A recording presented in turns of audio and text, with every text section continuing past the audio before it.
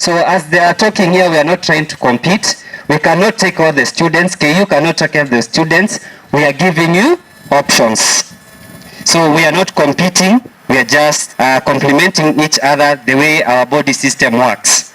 That the hand cannot do what the head does, what the leg also does. So what do we play as a role in colleges, the tertiary colleges? We take care of those people who many think that they have failed, especially those who score grades of C and below. And many a times we feel like we have lost it. Life has come to an end. Yeah? Many of us end up just staying at home as if life has come to an end. Our colleagues have talked about a career path. Today I'd want to mention even a KCPE dropout has a chance of getting all the way to PhD. Am I saying something? If you score E, that is not the end of life. There are options. If you score a D minus, that is not the end of life. There is a second chance. In tech, here I'll talk in two capacities. That is representing what we call the TVET institutions, especially the public ones, but as well as the private ones, in terms of the programs that we offer. That we offer the same kind of programs, and since we are the only public TVET institution represented here, so when I talk, I will not talk only about RVIST. I will also be talking about other technical training institute, or famously known as the TVET institutions. Courses that we offer, they range from artisan up to the diploma. Once you start from artisan, you can progress to the craft, or what we call the certificates, and you can progress and get to diploma. Then we hand you over to our able team here to take you and give you better papers. That is, you go to your undergraduate all the way to your PhD. That is a career path that is well defined, and we have had people who started with ease and their testimonies. I'm sure, Prof, you can testify. The former registrar of Egerton started from a diploma course, and right now he's a professor and headed the institution. Is that true? So it is a hope that you're telling you you can begin from anywhere. So if you don't get a direct entry to the university, we have got these tertiary colleges which can impart knowledge and skills to you so that you can be able to achieve that dream of being in the university. Other than that also, most of these technical institutes give you also skills.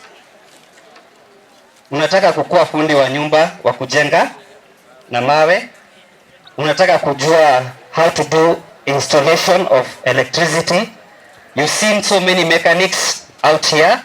You've seen the welders out there. Where do they get these skills?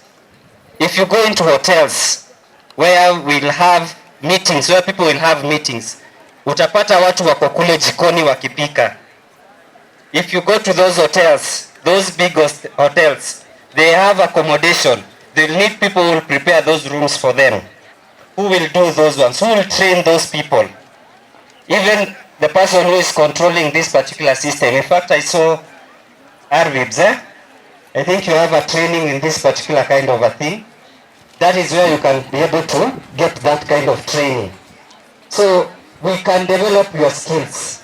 This is where you develop that skill that you have, other than giving you the knowledge. Kufanya vitu na mkono. Or you want to be good in farming. Okay? And you didn't get that opportunity to go and do it at the university. We offer those training at our technical institutions. Now, the entry levels I have already mentioned with artisan courses. The entry level for this particular course is that if you get a D minus or you got an E, you have an opportunity to join those courses at artisan level.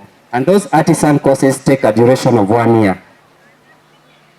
Secondly, the craft courses, or what we call the certificate courses. The certificate courses, on the other hand, you can, if you score a grade of D and above, ideally we find that the majority will join a D and the D plus Form 4 leavers. If you have such a grade, you can do the certificate courses, and it takes a duration of 2 years. Takes a duration of 2 years. And then finally, with the diploma courses, if you score a grade of C minus, you can qualify to join the diploma programs. All these courses are like in artisan, 90% of the course is practical. Certificate, about 60% to 70% is practical. With diploma, a minimum of 60% of the practicals are also done in those particular courses. And those courses are in different areas. You find that we have in engineering program, we have got those courses offered at those particular level. Hospitality area, you'll find those level courses being offered. Hospitality areas are like what I have mentioned, catering and accommodation, fashion and design. You'll find all them under that particular kind of a program, as well as all the way to agriculture. When you visit our tents, you'll be able to learn more about the courses that we offer in our institutions. I would also want to add this, that at times accessing these colleges, we imagine that it is very expensive. One of the things that the government has endeavored to do is to make the TVET courses accessible to as many students as possible. In the past, people used not to hear about them, and it was considered as courses for those who have failed. In these times, we don't talk of failures.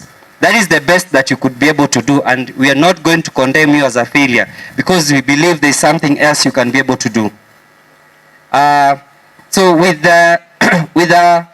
accessing the finances, we are saying that currently in all TVET institutions, especially the public institutions, all, whether you come in as one placed by the government or you come in as privately sponsored, you have been guaranteed to be allocated.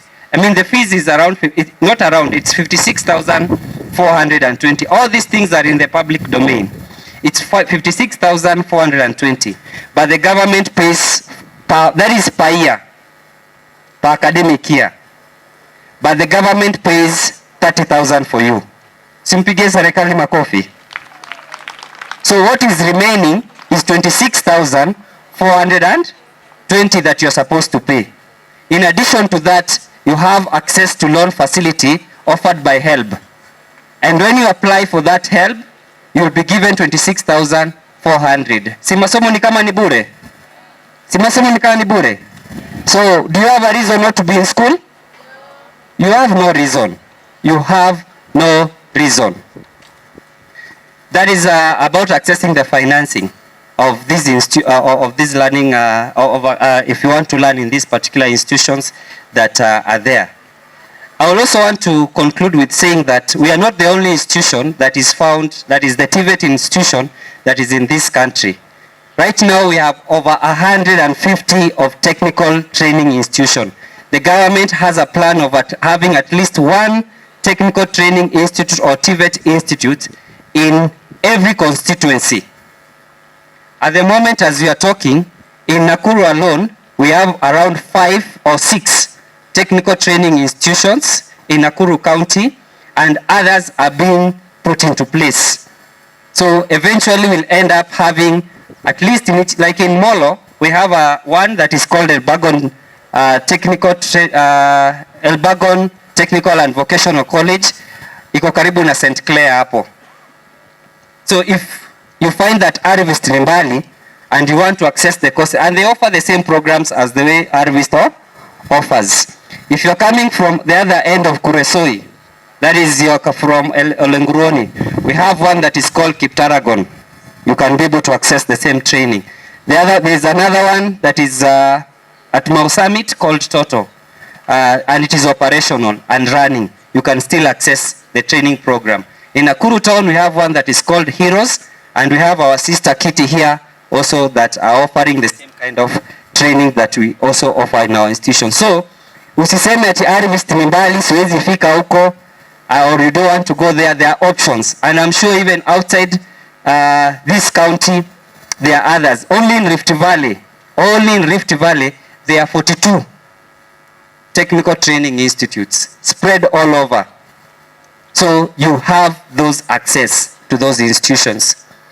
Bona principal is not around. I don't know whether there's a member of the institution here. We would want to make an invitation to you to interact with the 42 technical institutes.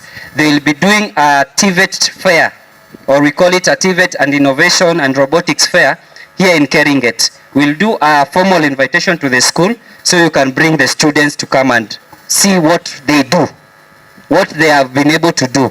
We'll be able to do that, and I'm sure the school can be able to organize a trip for you. Nikimalizia, talk about harvest kidogo, because haitakuwa fair if I don't talk about harvest. Harvest is an old college of offering technical training institute. It's over 40 years old as we talk right now. We have a capacity of students right now. Our enrollment is around 10,000 students that we have in our institution. We have enough trainers, over 200, who conduct the training in our institution. We have a total of 98 courses that we offer in our school, all at those levels of artisan, craft, and diploma. When we break out of this particular gathering, we are inviting you to come and learn more about the courses that we offer. We have a team that will be there. We'll give you the brochures, and some we're going to leave so that here in school or in the different schools that can be placed in the library so that you can always make references to these particular courses. Let me say, re-emphasize, as what my colleagues have said, choice of subject is very important. Many of us would come. I work in the registrar's office. In fact, I'm the deputy registrar. And we receive students. When they come, they want to do engineering courses. When you ask them, because the requirement for doing an engineering course is a physics, you find that most of them dropped out the physics at Form 2, and they want to do engineering course.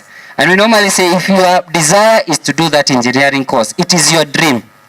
As far as TVET is concerned, fanya hiyo mpaka Form 4. We don't care whether you got an E or you got a B in that particular physics. Come with it. We'll help you to improve it beyond that level that you scored. So do not be afraid to talk taking such kind of subjects. Medical courses, you find people want to do medical courses. Choice of subjects was very wrong. You miss to do biology, you miss to do physics, chemistry, you miss out on those programs. You end up having very few limited choices of courses that you can do. So we are advising you, especially those who are in now Form 2, because I'm sure Form 3s and Form 4s, you've already made your choice. When you visit these tents, what will advise you? Please tell them what subjects you have done. They will be able to guide you. It will be very bad that we get you come to our schools, then we start advising you to change the course. We can guide you right now so that you can be able to change your thinking as far as those courses are concerned. Otherwise, welcome to our tent. Please make informed decisions, because this country, it's me and you for it to be able to progress. And we are here to help you to make the informed choices. In the next few years, all of us here will have retired. True, false? Who will take over this country? We are looking at you. And our role is to build you so that you can be able to take that particular role. God bless you, and thank you very much.